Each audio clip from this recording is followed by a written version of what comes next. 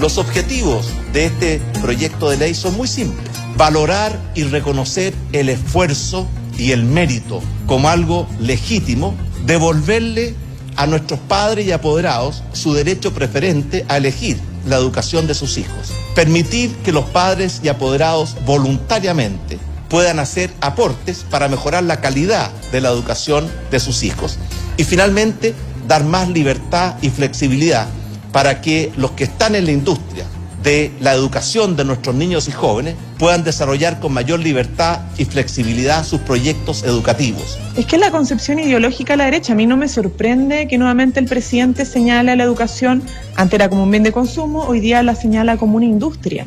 Es por su concepción ideológica. Ellos creen que la educación es una productora, ¿cierto? Una fábrica donde solo los más exitosos pueden surgir. Y lo que más rabia me ha dado, le hemos metido mucha plata, mucha plata. Reforma tras reforma, tras reforma, tras reforma, ninguna ha dado resultado para nada. Mientras tanto, uno ve países que hace 40 años estaban mucho peor que Chile y que hoy día nos pasaron. ¿Por qué? Porque todo se ha hecho con pura ideología y nadie se ha hecho midiendo qué es lo que da resultado y qué es lo que ha permitido que los países salgan adelante. Puro ideologismo, estúpido, barato. Bien, pues el proyecto que busca perfeccionar el sistema de admisión escolar ya la semana pasada lo había dado a conocer y se había anunciado su envío al Parlamento, el presidente, la ministra de Educación, pero hoy día la polémica se encendió absolutamente y todo indica que este proyecto va a tener que enfrentar un largo trámite. Hoy ingresó de hecho a la Cámara de Diputados, donde los parlamentarios de la Comisión de Educación van a tener que votar primero la idea de legislar de esta polémica iniciativa. Más polémico aún, porque hoy día, y lo escuchábamos, el presidente Piñera defendió este proyecto argumentando que le da más libertades a quienes están en la industria, una palabra que ha generado mucho ruido, de la educación. Escuchábamos ahí a Camila Vallejo diciendo que esto es parte de la concepción ideológica del gobierno y en paralelo escuchábamos también a la alcaldesa de aquí de Providencia, Evelyn Matei, que en una entrevista con Radio Concierto hace este análisis sobre el estado de la educación y propone, mira tú, que se avance hacia un sistema donde se potencien las carreras técnicas y se prioricen los gustos y las aptitudes por sobre el mérito. Parte de la polémica en una jornada, Cristóbal, no sé si tú estarás de acuerdo, donde el presidente Piñera, tengo yo la idea, es absolutamente honesto respecto de su concepción de la educación. Él ya había hablado anteriormente de un bien de consumo, hoy día habla de la industria de la educación y pone el eje en una segunda cosa, porque primero se dijo que aquí se buscaba que la admisión sea más justa para los estudiantes. Hoy día pone el eje en quienes proveen de la educación. Dice que esto busca darle más flexibilidad a aquellos que están, él lo señala, lo conceptualiza como la industria de la educación. Sí, para no repetir cosas que ya dijimos el viernes, quiero poner énfasis en dos cosas. La primera es que acaso el usar la palabra industria delata algo. Eso es interesante. Porque hay muchos que dicen el presidente está básicamente develando que él ve a la educación como una gran manufacturadora de personas que van a cumplir una función productiva, como un homo economicus, y nada más que eso, y por lo tanto esto funciona con criterios empresariales. Ahora, la otra posibilidad es que él haya ocupado industria en un sentido metafórico, que él lo ocupe porque dentro de su visión de empresario sea una manera de explicar básicamente una suma de recursos que se ponen a la disposición de un fin, como una organización industrial. La industria, uno podría hablar de la industria de la música, de la industria del avisaje, de la industria como un grupo de gente que se dedica a algo, pero no necesariamente que estás validando que todo en ese algo sea con criterios de mercado. A ver, pero detengámonos, por ejemplo, ya para ir despejando el tema. En la industria de la música, ¿a qué se refiere? ¿A que hay música? Efectivamente, hay producción de música, pero hay un negocio de la música. Buen punto. O sea, industria ahí sería el sinónimo de negocio.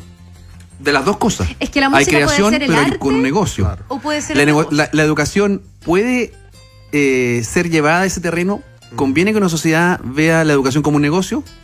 ¿Como una industria? Ahora, alguien podría decir, ya, imaginémonos que, tal como dijo la diputada Vallejo, efectivamente, y como dijo Carla, el presidente haya sido sincero. Él realmente lo ve así. Si lo ve así, si lo ve como que es posible no solamente entregar una buena educación, sino que de pasadita echarte unas lucas al bolsillo, es decir, con la dimensión del negocio, alguien podría defenderlo diciendo, bueno, lo elegimos justamente para esto, para que él hiciera carne su ideología, para que él gobernando pudiera eventualmente reformar aquellos aspectos del gobierno de Michelle Bachelet II que no nos gustaron. No sé, pues estoy tratando de ser como abogado del diablo. Estoy pensando, si es que yo voté por Piñera por varias razones, y entre ellas, probablemente porque no me gustó la reforma educacional de Bachelet. Bueno, yo creo que eso no está muy lejos de la realidad de los votantes de Sebastián Piñera. Yo recuerdo cuando se estaba impulsando la ley de inclusión, con también algunas declaraciones desafortunadas del entonces ministro Izaguirre, ¿se acuerdan la de los patines? En las encuestas la gente empezaba a mostrar rechazo a la reforma educacional y había mucho problema con los papás que tenían niños en colegios particulares subvencionados, que sentían que de alguna manera estaban optando a algo un poco mejor y una calidad un poco más garantizada al momento de poner un poco de recursos también de su bolsillo. Y ese electorado, yo recuerdo gente, no sé, en la Florida, esa clase media emergente que quiere salir adelante y que ve la educación un ascensor social, castigaba mucho. De hecho, había parlamentarios en ese momento que también estaban muy dubitativos. Yo me acuerdo de un senador Montes, por ejemplo, que tenía un electorado fuerte en la Florida, con muchos papás diciéndole, a ver, pero yo no quiero mezclarme. No, o mezclarme, o que usted me lleve a un colegio municipal, que te lo dicen muchos papás, donde haya tomas, paros. Yo quiero continuidad en los estudios de mi hijo. Pueden ser distintas las razones. Que haya como un guiño a su propio electorado me parece que puede estar correcto en el análisis que hace Cristóbal. Ahora, no sé si es lo más relevante ni la óptica que debe tener un presidente que debiese pensar en estas reformas para todos. Sí, bueno, una primera cosa que me quería tener era el concepto industria. ¿Cuánto dice y cuánto no dice? Y lo segundo, que quiero hacer una reflexión muy, muy corta, me llamó la atención que tanto en lo que escuchamos de Camila Vallejos como lo que escuchamos de Belín Matei, la palabra ideología queda como chaleco mono, como algo malo. No, tu visión es ideológica. Y yo creo que hay un problema cuando se hace sinónimo ideología de dogmatismo. Cuando ideología significa que tú no atiendes a la evidencia y que tú ciegamente te aferras a ciertas convicciones que han probado fracasar una y otra vez, pero tú realmente crees que en esa utopía está básicamente el futuro, y tú te traicionas de alguna manera si la abandonas. Yo creo que hay una lectura muy negativa de lo que quizás podría ser una palabra un poco más neutra, porque todos tenemos ideología. Sí. Cuando alguien dice, cuando el presidente habla de industria, revela que su ideología es que la educación es un bien de consumo. Bueno, y aquellos que creen que la educación debe ser garantizada, ¿eso no es ideología? ¿Solamente es ideología la de uno? ¿O las dos son ideologías? Vargas Llosa resuelve bien ese problema, ¿sí? Cuando dice el feminismo dogmático. ¿El feminismo es bueno? Sí. ¿El feminismo dogmático es malo? Sí. ¿Ah? Lo resuelve muy bien, pero yo estoy de acuerdo acá con la alcaldesa Matei. Esto se trata de ideología precisamente como una concepción, un conjunto de ideas sistemáticas que se da, por ejemplo, un grupo, una sociedad, y de eso estamos hablando, de la concepción respecto de qué es lo que debe ser la educación, pero no cualquier educación. O sea, acá no estamos hablando de la educación en general, porque es engañoso todo lo que se dice, muchas de las cosas que se dicen cuando se mezclan. Estamos hablando de la educación pública. Y se mezclan, por ejemplo, el rendimiento con el mérito. Y son cosas totalmente distintas. Y se habla exprofeso de vamos a dejar detrás el azar y va a gobernar el mérito. Cuando en realidad no hay azar, en la tómbola no hay azar. Es un algoritmo que tiene que ver con otras cosas y se le puso y se le estigmatizó como una tómbola que sí es pura suerte nomás. Pues acá el rendimiento no es el mérito. El mérito solo se distingue cuando todos los competidores parten de la misma línea de largada. O sea, todos en exactamente igualdad de condiciones. Pero si se parte con ventajas, o se premia la ventaja, lo que se hace precisamente es reproducir y premiar la desigualdad. ¿Y cuáles son esas ventajas, ya que estamos hablando de educación, pero educación primaria? Una familia, por ejemplo, que te tocó súper nutricia, educada, digamos, con mejor alimentación, con mejores oportunidades, con herencia de todo tipo, la cercanía o dificultades para llegar a un colegio. Pensemos, por ejemplo, en un niño que vive en un sector rural, Tiltil, por ejemplo, kilómetros para llegar al Ancud, colegio. No sé. Entonces, el Estado lo que debería hacer, según muchos, según quienes propician este tipo de manera de ver las cosas, es que la cancha esté pareja, como decíamos el viernes, para todos. O sea, que haya un punto de partida. Desde ahí cada uno empieza a destacarse y tenga un mejor rendimiento pero de acuerdo a sus méritos. Ese es el mérito. El rendimiento tiene que ver con otras cosas. Entonces, si se ponen todo en igualdad de condiciones, si el Estado garantiza una educación básica, de calidad, para muchos ojalá laica y gratuita, y con cobertura total, ya, pues empecemos a medir ahí el mérito y veamos quién llega más lejos, pero con esas condiciones básicas que se supone que el Estado, no como el Leviatán que te va a venir a quitar o te va a aplastar, sino como alguien que te garantiza ciertos derechos básicos, está para eso. O sea, el sentido del Estado tiene que ver con ese tipo de cosas. Y poner elementos de mercado en el lenguaje, es decir, una ideología, una manera de ver las cosas, cómo se maneja, cómo se desenvuelve la educación, yo creo que puede tender a la segregación. ¿Ah? Y hay otro elemento más, pero aquí abro un poco la palabra, que tiene que ver en el momento en que se produce esta discusión. Porque en política nada pasa porque sí. Entonces, el manejo de la agenda siempre está en la mira del gobierno, y cuando la ha perdido por meses, yo diría prácticamente durante todo un año, lo que necesita es precisamente poner temas donde provoque, donde tenga que precisamente llevar agua a su manera de ver las cosas, y es lo que está pasando. O sea, esto ya estaba zanjado. Aquí se vuelve atrás, se retroexcava. Sí, pero que es parte también de, no sé si la promesa explícita, pero de lo que se espera cuando gana un Sebastián Piñera, en muchos sentidos por el rechazo de que siga adelante el mismo camino, el mismo rumbo del gobierno anterior. Sí, pero a lo que voy, Carla, solo va a seguir. Es que en el fondo ya está bien instalada la discusión de fondo, y es bueno que debatamos y conozcamos todas las capas que tiene hablar de educación. Pero no olvidemos que esto es política. Sí, lógico, y política contigo. Comunicacional también. Cuando me refiero a política comunicacional, me refiero a política de encuestas, de audiencia, ahora, donde ahí hay un capital. Eso le suma pobreza. O sea, si es que se utiliza el asunto de la educación, que para mí es el más fundamental que puede tener una sociedad junto con la salud.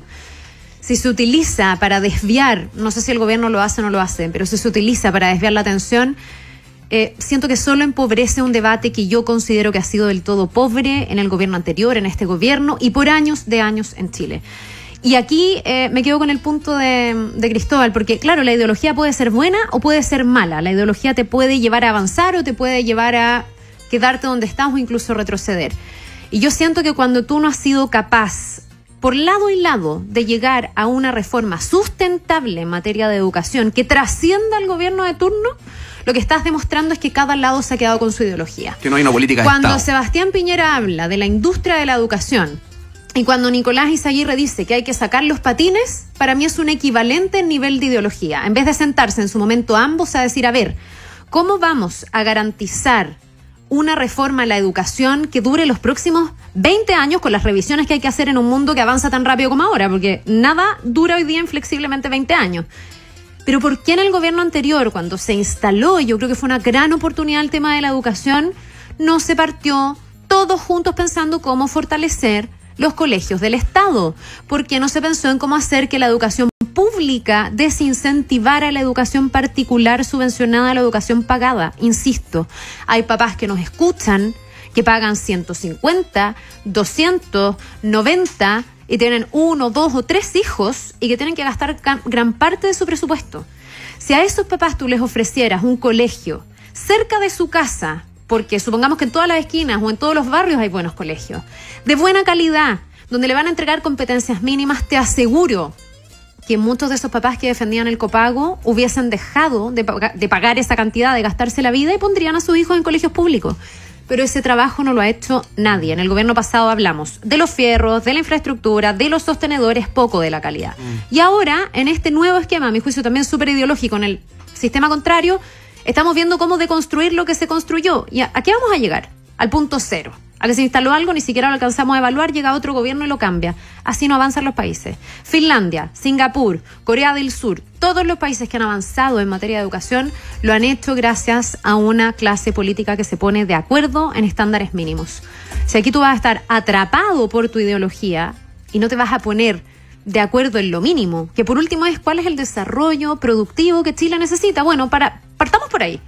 Antes de ver el tema de la plata, del lucro, que fue algo que se instaló fuertemente. Yo creo que la ideología ha sido en ambos casos un gran freno y que no hay un acuerdo sustentable, y por algo tenemos un gobierno que hoy día está revisando una reforma que ni siquiera ha entrado en vigor totalmente. O sea, no estamos ni a tiempo de evaluar si es que ha funcionado la ley de inclusión. Yo creo que es interesante el ejemplo que ponen ustedes respecto de los grandes acuerdos país, porque esos grandes acuerdos país también son acuerdos con ciertos contornos ideológicos. De hecho, en los casos que tú mencionas, Carla, son justamente acuerdos en torno a fortalecer la educación pública. Yo tengo la impresión de que aquí, no sé si no estoy tan seguro que el debate haya sido pobre, ¿eh? Yo creo que hubo un debate bastante interesante que se dio en Chile en los últimos años en materia de educación. Me refiero a los ejes, Cristóbal, porque no hablamos de la sala de clases, no hablamos de lo que tienen que aprender nuestros estudiantes. Sí, no, de eso no se habló casi nada. Hablamos de los fierros, de la infraestructura, del sostenedor, del lucro. Pero también importante, pero no sé si lo fundamental. Pero también es importante porque en cierto sentido te revela cuáles son las concepciones de justicia de los distintos actores en competencia. Yo estaba mirando algunas de las frases de la ministra Cubillos. Ella dice, por ejemplo, creer que la cuna te determina a tal nivel que ningún joven vulnerable o de clase media pueda salir adelante es algo que no ha ocurrido en Chile. Los liceos emblemáticos son un ejemplo. Y es interesante porque es el clásico argumento de hay gente que con muy pocas oportunidades finalmente se abrió paso y llegó lejos.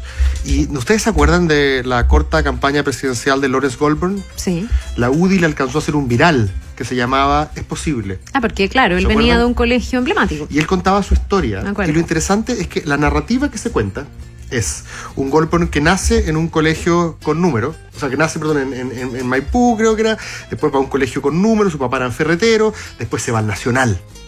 Y en el Nacional es básicamente el que le permite juntarse con otros, entre comillas, igual de buenos que él, talentosos de origen humilde.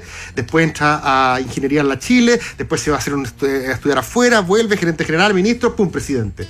Es un poco emular la idea del sueño americano. Es decir, en Chile tú también puedes, independiente de donde nazca, llegar lo más lejos posible. Y yo creo que la izquierda responde, ¿ese es el modelo que queremos? Un modelo en el que los Goldburn de este mundo se vayan de Maipú y lleguen a colegios que seleccionan, porque siempre van a haber algunos casos. Y de hecho la ministra dice, creer que la cuna te determina a tal nivel que ningún joven vulnerable de clase media pueda salir adelante. No creemos eso. De hecho, hay algunos, ese es el problema. Son algunos casos contados con pocas manos. Porque es engañoso, que en el fondo está describiendo, está dando un ejemplo que no ataca el fondo del problema, que es mucho más profundo y generalizado. Lo contrario es real. Los que nacen en cuna de oro difícilmente terminan viviendo en los quintiles más pobres.